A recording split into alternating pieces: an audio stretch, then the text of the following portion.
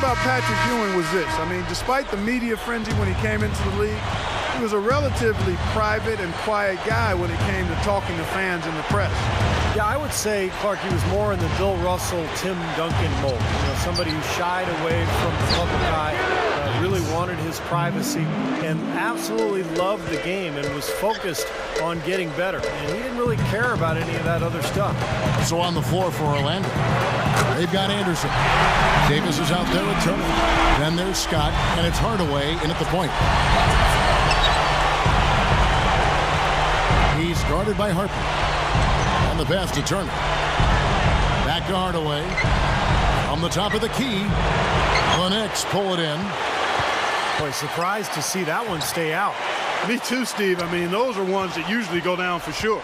The Magic trail by 18. Outside for Davis. Anderson inside. Covered by Starks. Here's Turner. Nailed from three-point land. Here's Harper. Puts it up. On the wing, Starks. Second chance shot. That one goes. Count. And the Knicks lead by 17.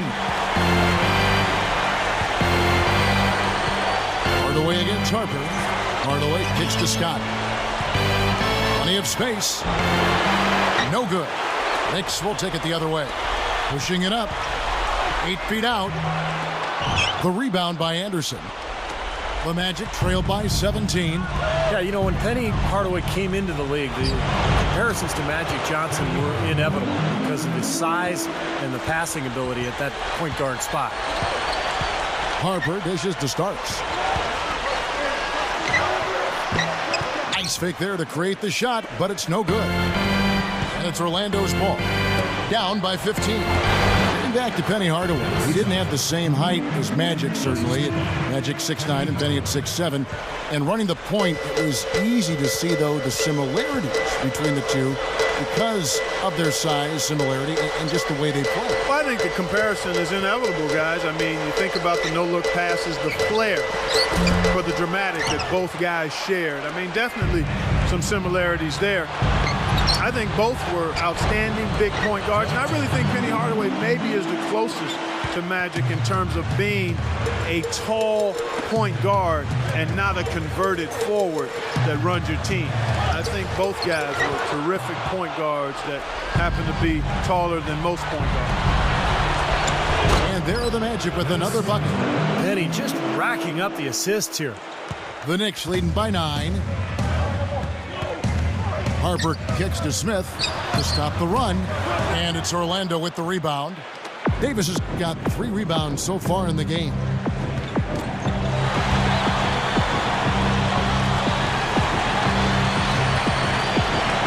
Now here is Hardaway. Anderson passes to Hardaway. Hubert Davis comes up with the rebound. Out of bounds. And they'll keep possession. A different look for New York. Patrick Ewing's checked in for Bonner. And it's Oakley in for Hubert Davis. Then for the Magic, Shaq is checked in for Davis. Grant comes in for Turner. And it's Royal in for Scott. Here's Starks.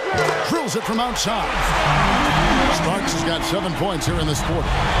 Well, John Starks took the long route to the NBA, the circuitous route. Played at several community colleges before attending Oklahoma State, and then undrafted and played in the minor leagues for a while, too. New York with the ball, leading by 12. He feeds it to Ewing. Pass to Smith. Shoots from the corner. There's the bucket. Good. And Starks almost didn't make the Knicks. He was trying out for the team back in 1990. And this is an interesting story. They were all set to cut him at the end of practice, but he tried to make a dunk on Patrick Ewing. He hurt his knee, and the team wasn't allowed by league rules to release him, so he had to stay. Yeah, you're not allowed to release an injured player in the NBA, and what a break that was for the Knicks. I mean, he went on to make the starting lineup, and it became really a huge factor in the success of those Knicks teams. Dishes it to Ewing. He's been doing a nice job taking care of the ball. Not many miscues from him. Oh! Come on now. I didn't see. Can you believe that finish? Boy, a little bit of flair and flavor at the end of it. Oh, that'll be a fan favorite, all right. That was not your average typical dunk. The Knicks leading by 10. Harper kicks to Ewing. Out of bounds. They'll keep possession. Scotty's checked in for Royal.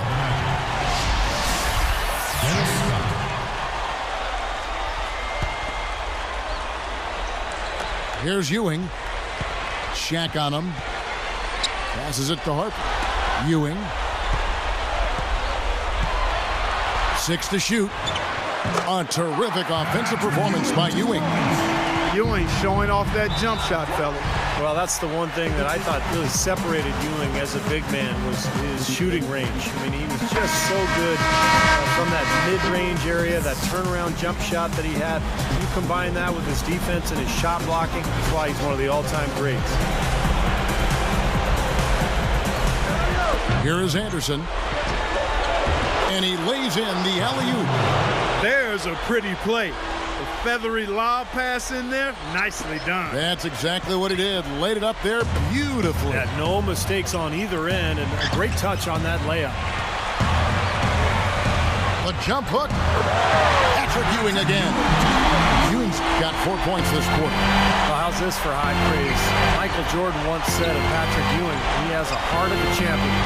When you thought about New York, you thought of Patrick Ewing. That's his first three-pointer of the half. Remember, he did make one in the first half as well. Harper kicks to Ewing.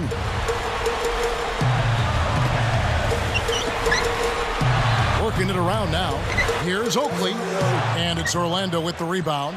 18 points was their biggest deficit of the game. Scott. There's the three.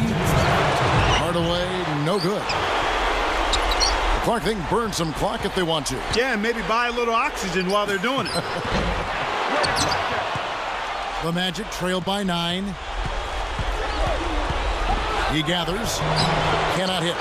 Boy, look at the rebound totals. He is absolutely dominating out there. Boy, that's been something to watch. My goodness.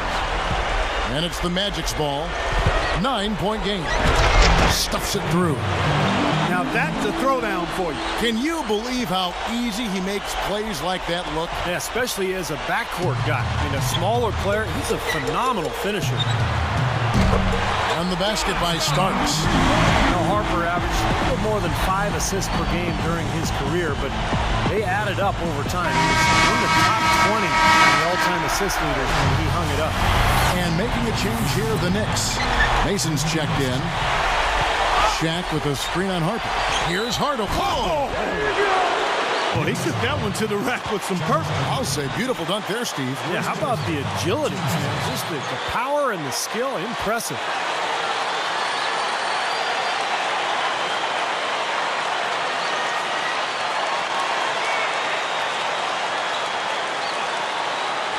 How about taking a look at what Hardaway's done?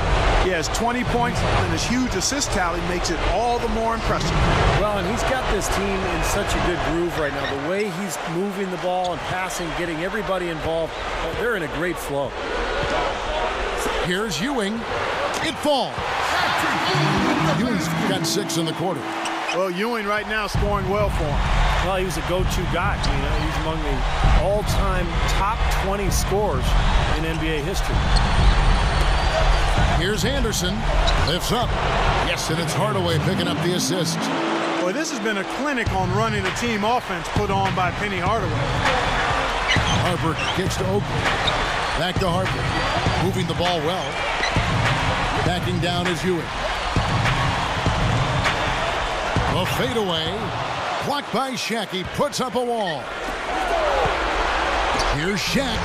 The fast break ends at the rim with a jam. That's why you push the ball. You score before the defense has a chance to set up. Exactly. They had the defense on its heels that time. And now they decide to foul intentionally. Here's Ewing. Double team on Ewing.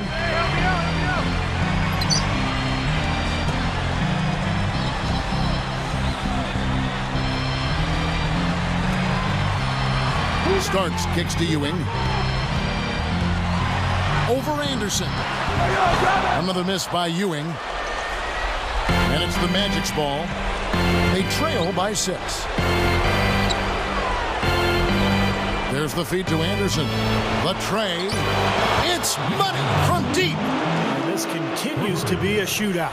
Well, I'm a fan as well as a commentator, and I love this fast-paced action. I mean, it's going back and forth, back and forth. Now they're just trying to stretch this game out, so good foul there. Stop the clock. Yeah, good solid foul, because with the scoring time as it is, that's really their only option.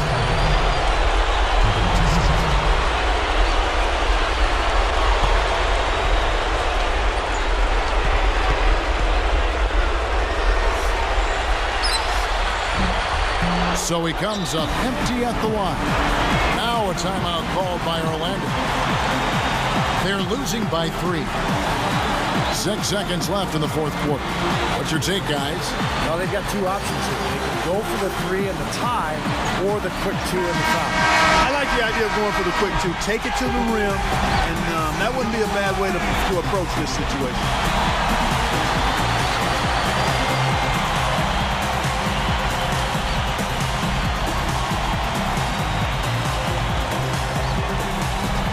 Now, here's Grant. And a chance here to send it into overtime. Need a 3. Well, they really picked up the intensity here since halftime. I think they got the pep talk in both teams now, really going after each other.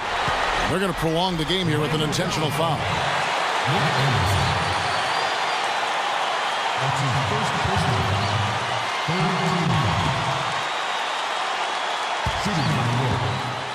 John Starks. 2 shots. Gets the first. That'll put him up by 2.